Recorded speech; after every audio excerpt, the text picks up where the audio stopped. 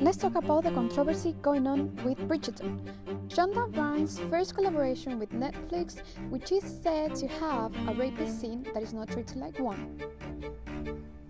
Bridgerton is based on a series of romance novels by Julia Quinn. The show's first season follows Quinn's first book, The Duke and I.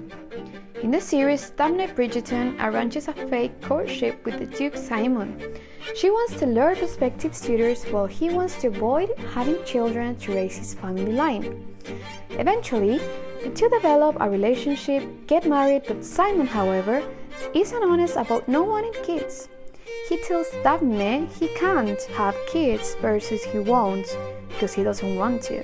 This causes trouble when Daphne, who's sexually naive at the start of the marriage, realizes Simon might be lying to her about not being able to have kids.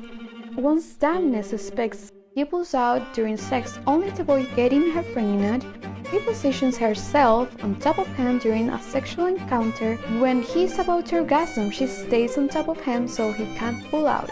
He tries to stop and clearly asks Daphne twice to wait, but she stays on top of him. And then he processes what just happened in shock. Daphne.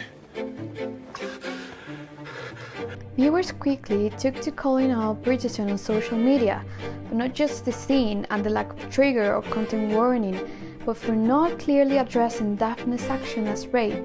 While in Quinn's novel this scene is portrayed as non-consensual, Bridgerton toned down the non-consensual details from the book, like for example, Simon being intoxicated. So I decided to ask people what they think about this scene and if it should be considered as rape or not. In the show, it is actually portrayed in a kind of way that the audience is happy for Daphne that she managed to trap Simon into this marriage, you know? It took me quite a long time to actually realize that the scene was a bit strange and that it could be considered as rape or sexual assault. When Daphne discovers the truth, she feels like she has the right to have children with him, which is of course not the case at all. I cannot give you children. Cannot and will not are two entirely different things. You chose this for yourself. Now that she figured out, she kind of took her revenge and as an audience kind of get happy, but thinking about it back, it was actually so wrong and very disturbing. I do believe that if the roles were inversed, where she was on the bottom, begging him to stop, that would have been a whole different scenario.